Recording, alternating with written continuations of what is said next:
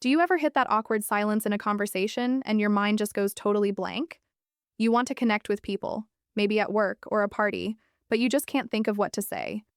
It's a really frustrating feeling, and it can hold you back from building relationships, from networking, and honestly, from just enjoying yourself. Well, what if I told you that you never have to feel that way again? In this video, I'm going to give you the exact speaking drills and phrases you need to handle any small talk situation with total confidence. We're not just going to learn them, we're going to practice them together, right here, right now. By the end of this, you'll be ready to start connecting with anyone, anywhere. But first, let's rethink what small talk even is. A lot of people dread it because they think it has to be some deep, meaningful conversation. It really doesn't. Think of small talk like stretching before a run. It's not the marathon itself, it's the simple warm-up that gets your muscles ready. It's a low-pressure way to build a little bridge between you and another person. It's all about being friendly and making things comfortable. Once you see it as just a tool for connection, all that pressure just melts away. Section 1. The 3 golden rules of small talk. To make this warm-up work, we need to follow a few simple rules. These are the foundation for all great small talk. Get these down, and you're already most of the way to becoming a pro. Golden rule number 1. Keep it light and positive. The whole point of small talk is to find common ground and create a good vibe. This is not the time to bring up heavy topics. Bringing up politics or personal finances is like trying to play tennis with a bowling ball. It's the wrong equipment for the game, and it makes things awkward and difficult. Instead, stick to neutral, universal stuff. What's that?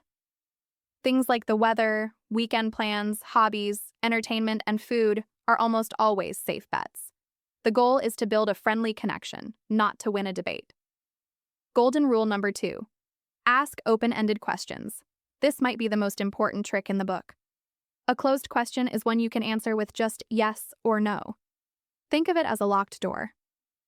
If you ask, "Did you have a good weekend?" and they say yes, the door is still locked. The conversation stops. But an open-ended question is like a key. It unlocks the door. So instead, ask, "How was your weekend?" Or, "What did you get up to over the weekend?" They can't answer with a simple yes or no.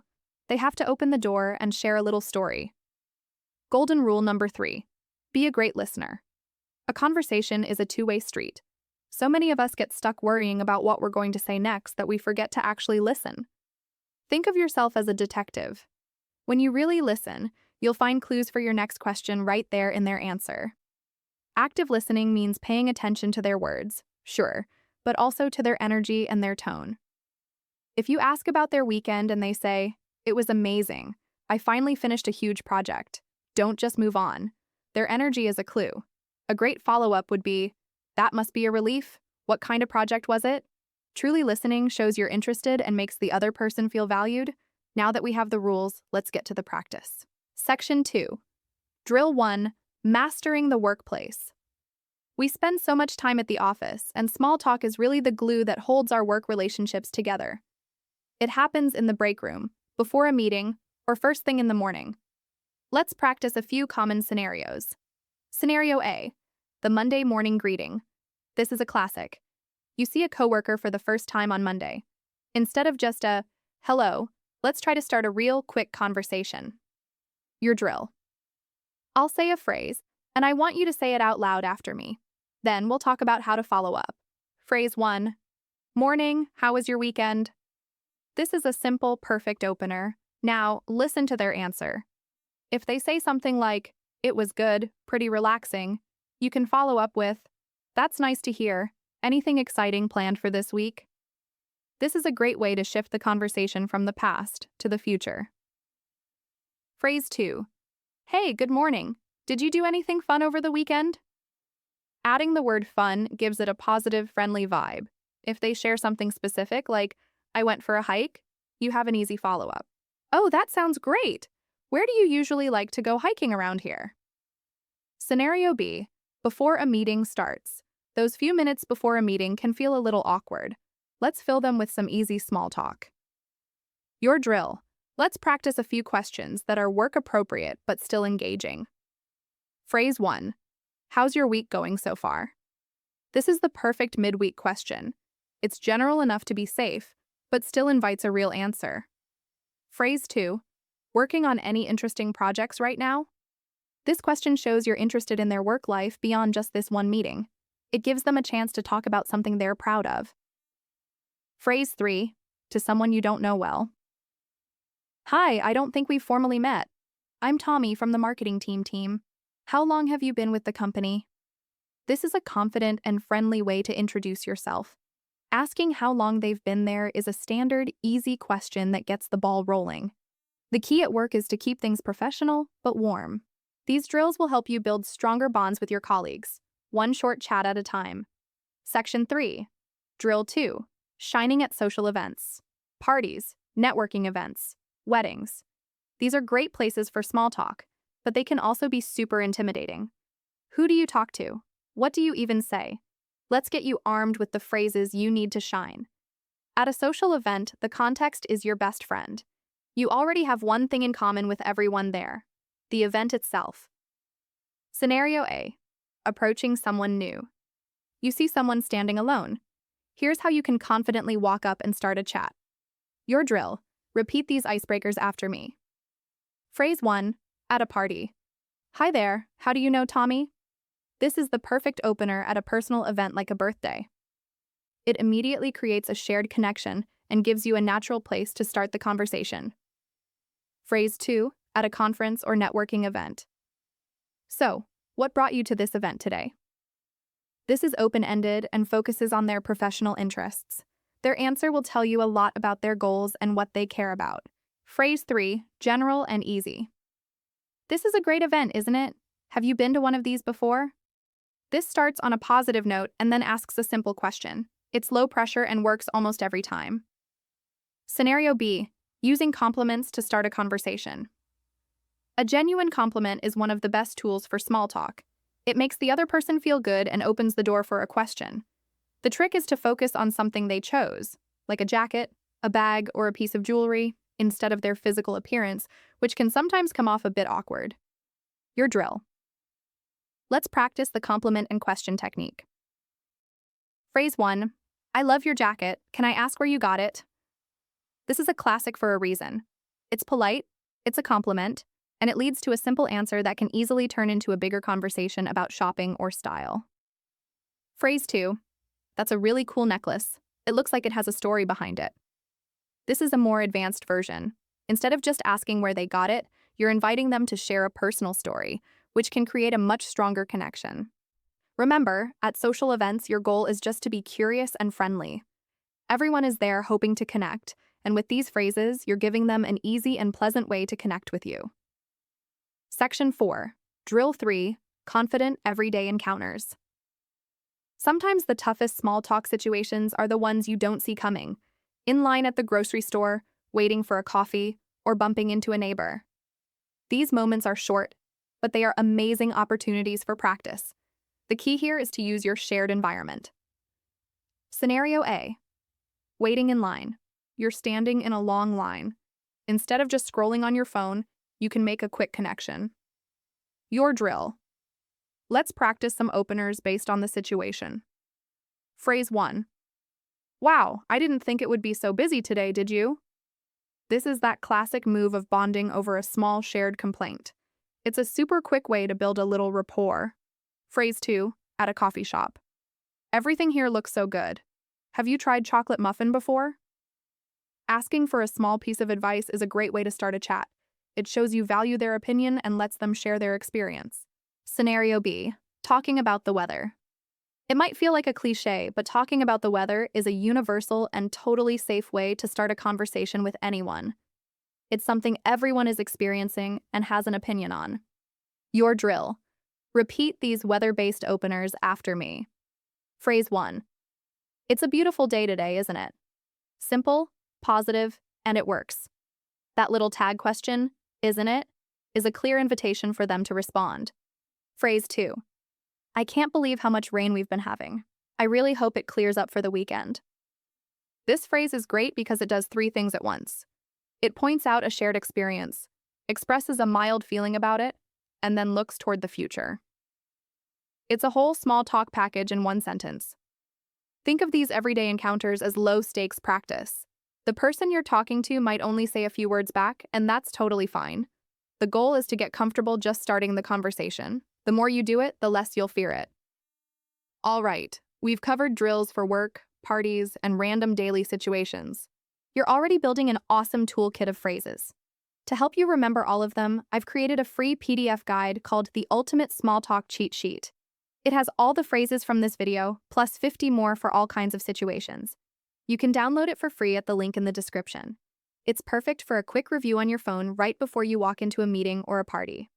Section 5. The Secret Weapon. Active listening and follow-up questions. Starting a conversation is only half the battle. Keeping it going is where the real magic happens. The secret isn't having 100 questions memorized.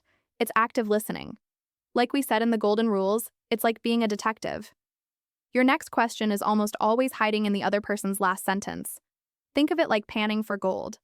Their answer is the stream, and your job is to listen for the shiny nuggets, the keywords that you can pick up. Let's practice this. Imagine you ask someone, "How was your weekend?" And they reply, "It was pretty busy. I had to help my sister move into her new apartment." What are the gold nuggets here? Busy, sister, move, and new apartment. You have at least 4 different paths you can take. Path 1, focus on busy. Oh, a busy weekend. Was it a stressful busy or a good kind of busy? Path 2, focus on sister. That's so nice of you. Does your sister live far from here? Path 3, focus on move. Wow, moving is always so much work. I hope it all went smoothly for her. Path 4, focus on new apartment. A new apartment, that's exciting. What part of town did she move to? See how that works? When you listen for these keywords, you don't have to invent a new topic. You just show curiosity about what they've already given you. This makes the conversation flow naturally. Your drill for this section isn't repeating a phrase. It's changing your mindset. The next time you're talking to someone, make it your goal to find just one gold nugget and ask one follow-up question about it. That's it. This single habit will transform your conversations. Section 6. Advanced drill. Becoming a storyteller with the S.E.A method. Once you're comfortable starting and continuing conversations, you can move to the next level, making your small talk memorable. You do this by telling tiny stories. When someone asks you a question, think of your answer like a painting. A boring, one-word answer is a black and white sketch, but a good story adds color and detail. A great formula for this is the S.E.A method. Simple, emotion, action. Let's say someone asks you, "How was your weekend?"